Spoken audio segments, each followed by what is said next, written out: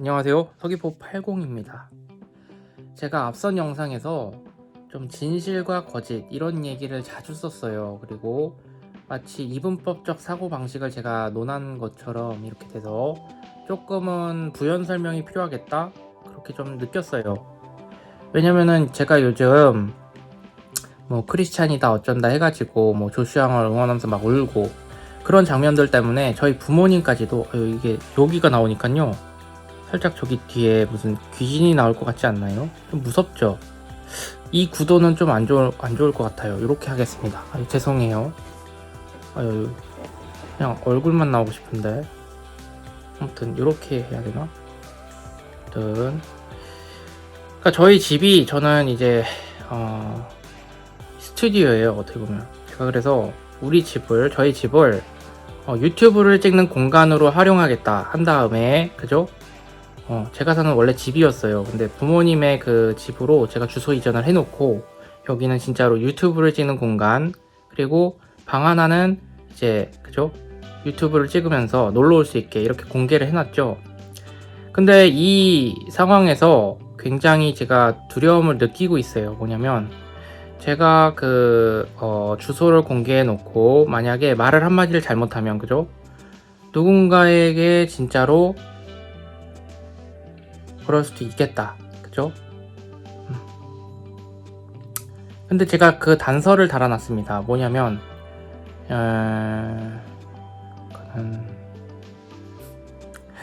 저도 말을 계속 이렇게 1분 이상 하는 적이 별로 없어서 좀 끊었다 갈까?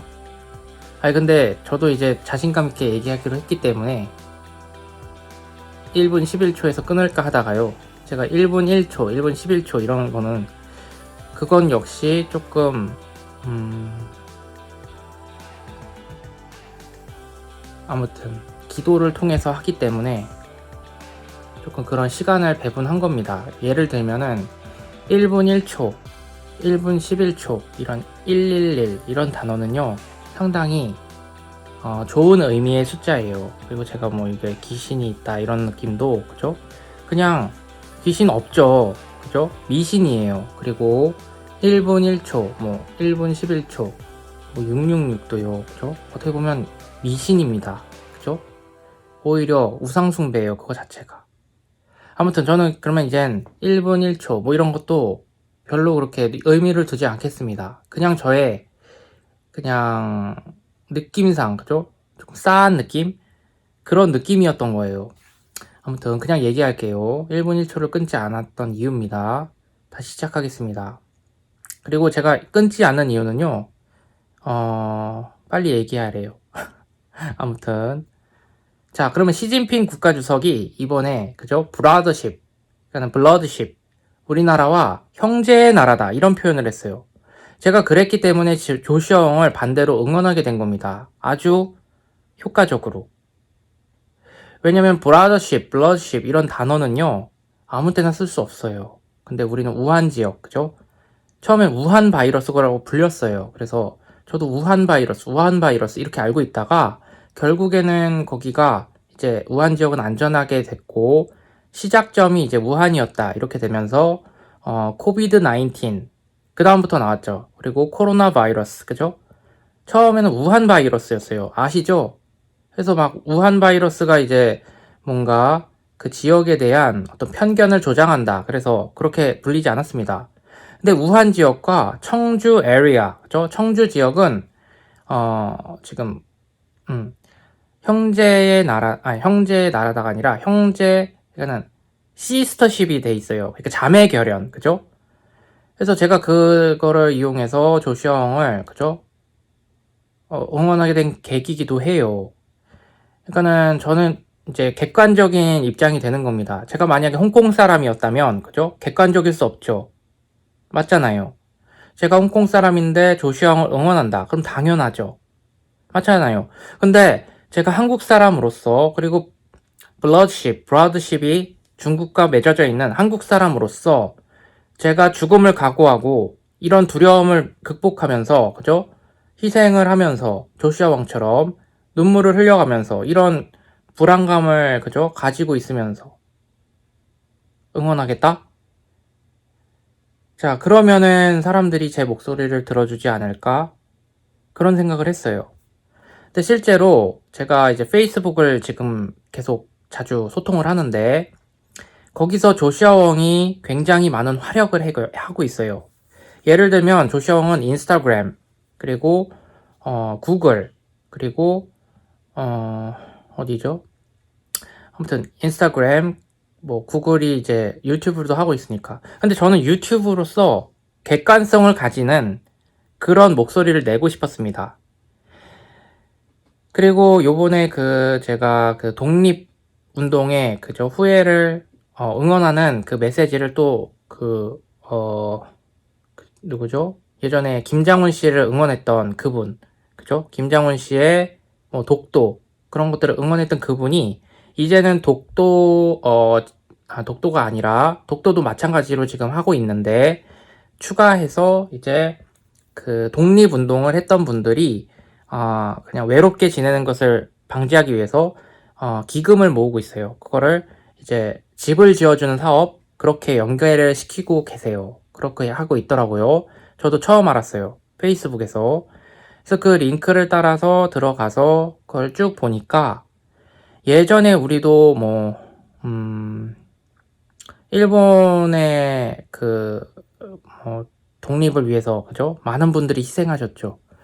예전에는 공산당이 정말 무서운 존재였어요. 그리고 공산당과 제가 그 일본의 그 느낌을 이어보려는 건 아니에요. 하지만은 희생하는 그 사람들이 있었다는 거예요. 그거에 대해서는 그죠? 동의하시죠?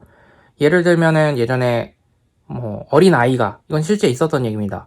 저는 공산당이 싫어요. 그죠? 실제로 죽었어요. 그 말 한마디로. 예전에 저는 그거를 듣고 이렇게 생각하게 된 겁니다. 아무튼 스피치가 너무 길면요 사람들이 지루해해요. 그래서 여기서 끊겠습니다. 일단 굿. 그리고 이 글이 좋으셨다면 이건 오늘 안 할게요. 굉장히 진지한 얘기였고, 제가 설명하는 방식이 조금 어떻게 느끼실지 모르겠지만 저는 굉장히 진지해요. 그리고 조슈아 왕마저도 지금 제가 중간중간에 인형을 가지고 놀고 여러가지 놀면서 하는 것처럼 보이지만 굉장히 진지한 것 같지 않으세요? 그리고 조슈아 왕도 그렇게 희생을 감내하면서 중국에게 언제 끌려가서 어두운 감옥 속에서 손바닥에 묶일지 모르면서도, 그러면서 펑펑 울면서도 건담을 하거나, 건담 게임 있잖아요. 그거를 하거나, 아니면 맛있는 맛집을 갑자기 이제 블로그에 올려요. 그 말의 즉슨 저랑 똑같아요. 그 생각도. 저는 희생을 감내하기로 약속했죠. 하나님과 약속을 했어요. 그리고 제 마음속에는 늘 희생을 감내하겠다 얘기를 합니다. 근데 그 마음가짐으로 살면요, 오히려 죽고자 하면 살고 살고자 하면 죽는다. 그죠? 그 말처럼 어떻게 설명이 좀 어려운데 그냥 해보겠습니다. 이 삶은 여행이에요. 여행. 그래서 어차피 하나님께 갈 거예요, 우리는. 그죠? 크리스찬들은 다 그렇게 믿죠. 저는 근데 확실하게 믿는 것은 그 꿈 때문에 믿는 거예요. 저는 하나님 받고 예수님을 만나 뵀죠. 컨버세이션 한 다음에 그 생각이 그대로 전해졌어요. 그래서 저는 그걸 확신하기 때문에 그렇게 할 수 있는 겁니다. 근데 그런 사람들이 꽤 많아요. 그죠? 김대건 신부님도 그러셨고. 아무튼 여러 가지, 제가 예를 들면 너무 길어지니까, 그죠? 짧게 하겠습니다. 전 여러분들께 말해요. 제가 나쁜 건지, 그죠? 그런 거는 저는 관심 없습니다. 제가 나쁜지 착한지 저도 잘 모르겠어요. 하지만은 전 진실돼요. 그죠? 그래서 진실되면 착한가? 아무튼 저는 그건 모르겠고, 근데 저는 이 행동이 많은 사람들을 살릴 거라고 확신합니다. 그래서 하는 거예요. 그래서 가끔씩은 제가 공산당이 싫어요가 아니라 콩사탕이 싫어요 이렇게 얘기해서 사람들을 그죠 울린다면, 저는 계속해서 콩사탕이 싫어요, 저는 콩사탕이 싫어요 얘기할 수 있어요. 맞잖아요. 그죠?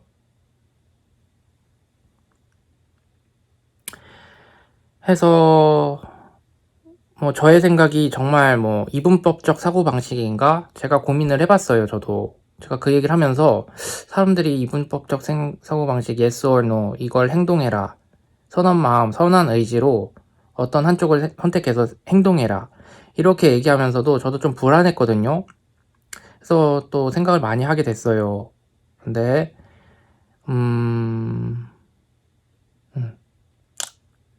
이 방법밖에 없습니다. 그리고 이렇게 해야만 골든타임이 지나가지 않아요. 그죠? 홍콩과, 그죠? 그리고 위안부 할머니, 얼마 남지 않으셨어요.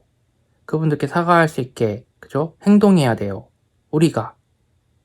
객관적인 목소리로. 그분들의 가족이 아닌, 그냥 주변인이, 그죠? 응원하는 사람들이, 그죠? 굿!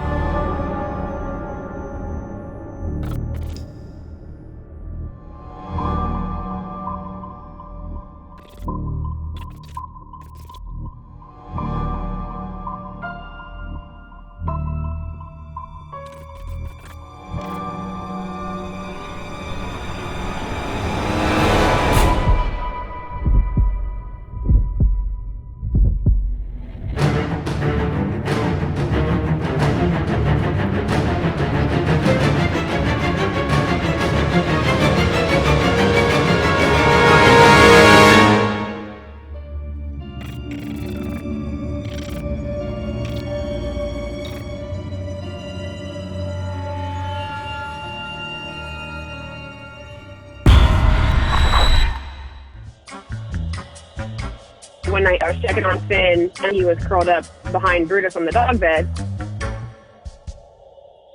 And then every night thereafter, I was finding them either in Finn's bed or on the floor together or in the dog bed. He was in a crib up until end of May. Brutus was always sleeping in front of his crib, like on the floor. So it was kind of once he got that freedom, he's always been a mover. I was watching the video in my room, just watched him rolling around, moving around, and Brutus who just didn't care at all.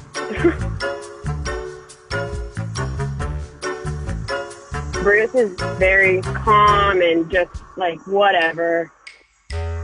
He is extremely patient.